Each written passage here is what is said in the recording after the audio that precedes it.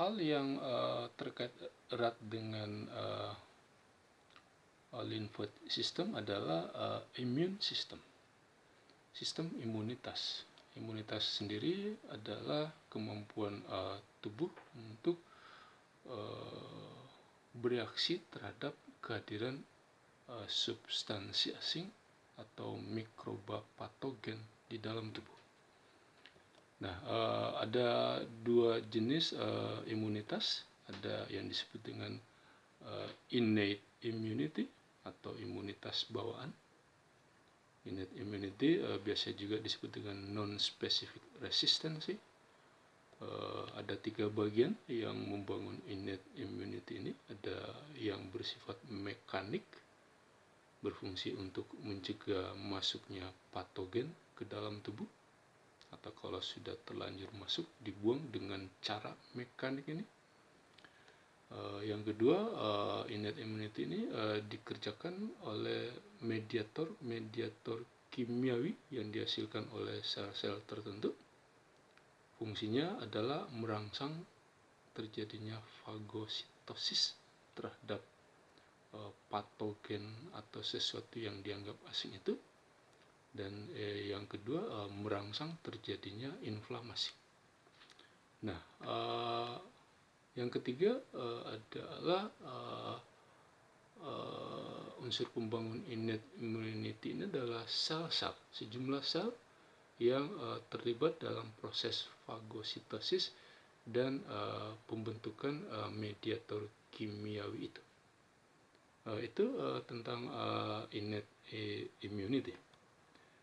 Yang kedua adalah adaptive immunity atau imunitas dapatan.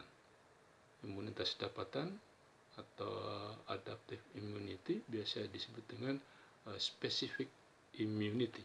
Ini hanya mampu mengenali substansi tertentu saja. Nah, adaptive immunity ini juga memiliki kemampuan untuk mengingat sesuatu yang dianggap asing itu, sehingga kalau terjadi paparan untuk kedua kalinya, maka imunitas dapatan ini akan segera bekerja dengan cepat untuk menghancurkan sesuatu yang dianggap patogen itu. Nah, kalau kita bicara tentang innate immunity atau imunitas bawaan itu, maka mekanisme mekanik yang terlibat di dalam innate immunity ini ada beberapa.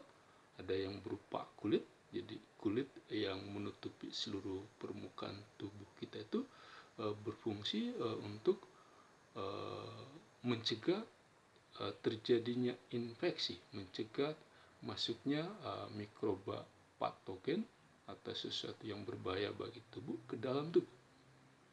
Nah, yang kedua adalah air mata. Air mata juga memiliki fungsi untuk mencegah masuknya patogen ke dalam tubuh.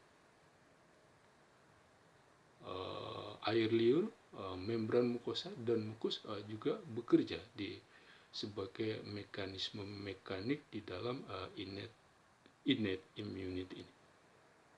Nah, mediator kimiawi yang bekerja di innate immunity ini adalah misalnya komplement. Jadi komplement ini adalah dibangun oleh sejumlah 20 protein. Ke-20 protein yang membangun komplement itu ada di dalam darah dalam bentuk tidak aktif.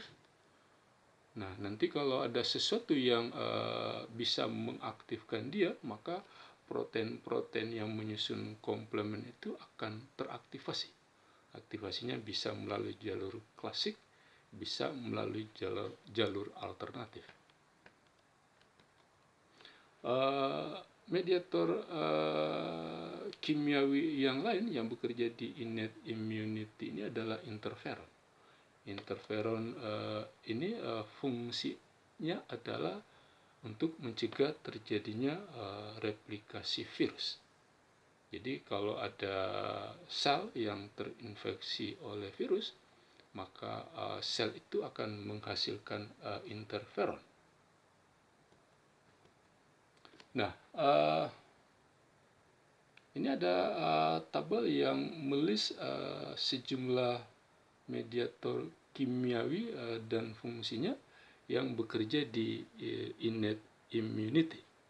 Jadi ada komplement, kemudian ada interferon, yang lain ada histamin, leukotriene, pirogen, dan seterusnya. Itu adalah contoh-contoh mediator kimiawi yang bekerja di innate immunity ini.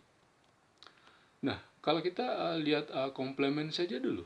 Komplement itu bisa teraktivasi melalui jalur klasik, bisa teraktivasi melalui jalur alternatif. Nah, jalur klasik teraktivasi ketika terbentuk kompleks antigen antibodi. Jadi kalau ada antigen masuk ke dalam tubuh, kemudian dikenali dan diikat oleh antibodi sehingga terbentuk antigen antibodi, maka kompleks antigen antibodi ini akan mengaktifkan protein-protein komplement yang ada di dalam darah. Yang pertama teraktivasi adalah protein komplement 1 aktif mengaktifkan 4 aktif mengaktifkan 2. Kalau 2 aktif maka mengaktifkan protein komplement 3 dan seterusnya. Nah, nanti kalau komplement 3 aktif, itu akan mengaktifkan komplement 5, 6, 7, 8, sampai 9. Nah, sistem komplement ini juga bisa teraktivasi melalui jalur alternatif. Jadi dia tidak dipicu oleh hadirnya kompleks antigen antibodi, tapi dipicu oleh hadirnya substansi asing dan hadirnya faktor B, D, dan P. Nanti kemudian ini yang akan mengaktifkan protein komplement 3. Nanti komplement 3 yang aktif akan mengaktifkan protein-protein komplement lain yang ada di hilirnya. Nah, kalau kemudian protein komplement 5 sampai 9 teraktivasi, nanti protein-protein komplement itu akan membentuk lubang pada membran plasma sel targetnya, sehingga terbentuk lubang itu. Nah, nanti kehadiran lubang pada membran sel akan menyebabkan plasma sel target itu akan meninggalkan selnya sehingga terjadi lisis. Kalau lisis tentu akan menyebabkan matinya sel target tadi. Itu kurang lebih gambaran seperti apa cara sistem komplement ini bekerja. Nah, sel-sel yang bekerja di innate immunity ini pada umumnya adalah sel darah putih. Sebagian besar dikerjakan oleh sel darah putih. Nah, cara kerja sel darah putih dalam innate immunity ini dengan cara kemotaksis. Jadi dia nanti menghasilkan kemoatraktan yang berfungsi untuk menggerakkan sel-sel yang berfungsi untuk menghancurkan antigen yang masuk ke dalam tubuh. Atau bisa dengan cara fagositosis. Jadi sel darah putih beberapa diantaranya ada yang dapat melakukan fagositosis, menelan partikel yang dianggap asing sehingga tidak mengganggu sel secara keseluruhan. Jadi nanti ada sel-sel fagositer seperti misalnya makrofag dan neutrofil itu mampu melakukan fagositosis. Nah, sel darah putih yang pertama adalah neutrofil. Yang bekerja di innate immunity ini adalah neutrofil. Neutrofil itu adalah sel fagositer yang ukurannya sangat kecil, paling kecil di antara sel-sel darah putih yang lain. Nah, kalau terjadi infeksi, nanti sel-sel darah putih pertama yang tiba di daerah infeksi itu adalah neutrofil ini, karena ukurannya yang yang sangat kecil dibandingkan dengan sel-sel darah putih yang lain, sehingga lebih lincah bergerak untuk mencapai daerah infeksi itu. Ada sekitar 126 miliar neutrofil yang meninggalkan pembuluh masuk ke dalam saluran-saluran pencernaan untuk menjaga kalau ada patogen yang masuk bersama dengan makanan yang kita makan. Nah,